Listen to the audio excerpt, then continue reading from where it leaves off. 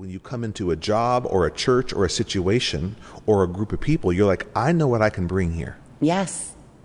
I know how I can help. And then the second thing you said, because you talked about joy in your statement, it brings you joy to operate in things that fill you up with passion and that fill others up. You go home. I've learned this in ministry. When I'm doing ministry right and investing in people and caring for them, sacrificing, serving in my zone, I'll leave church on Sunday exhausted but fulfilled.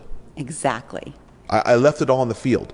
What's difficult is when I'm not quite sure I'm doing everything and I'm not fulfilled, I'm confused, I don't feel like I'm making a difference.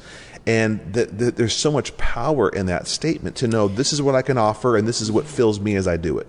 I often have said, and this will just give you a little bit insight into me, I'm not a Sam's Club, Costco type of person because it's so big and so overwhelming, and the thought of buying in bulk sort of just overwhelms my brain. But I love to shop at Aldi. There's 4 rows. I know exactly where everything is. And I know what to buy because the same things are there every week. But it's that limited, it's the art of the edit. Have you ever heard of that? The art of the edit? I'm glad we're talking about that. When we can edit things down to their simplest, less complicated form, that's where we find fulfillment. Well, editing is so good. I thought about, I've had to do reducing in my life. It's always fun to add more, and I'll get this, and I'll have this, and I'll have that. But actually that creates confusion and stress. And we live in anxiety and stress. And so this is so freeing to limit yourself. It isn't that, I don't do windows. I remember you coming here and you and your husband, your kids just serve, you sweat, you do everything. So we're willing to do anything, but say, this is what I really bring to the table. And it's so freeing to reduce. In fact, my boss was talking to our campus pastors recently. He said, don't just have a to-do list, have a to-don't list. Oh, that's really good. What do we don't do anymore?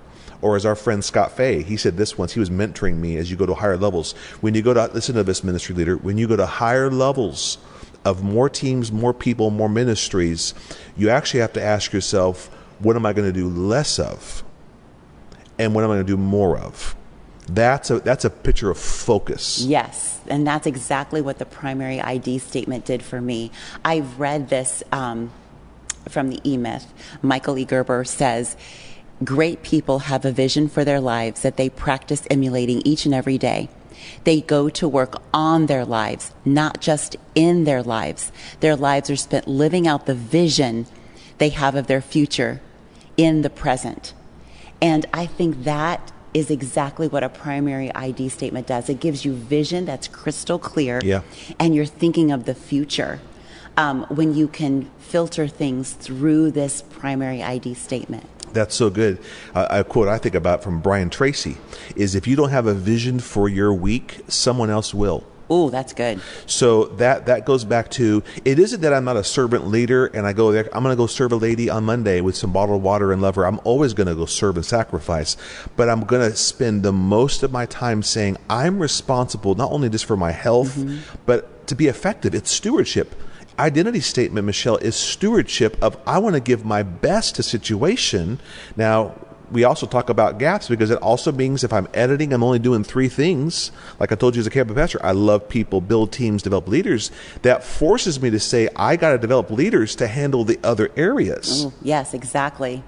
And I think that is what you don't know, and we said this in the previous episode, but when we identify our gaps, we're identifying the opportunities.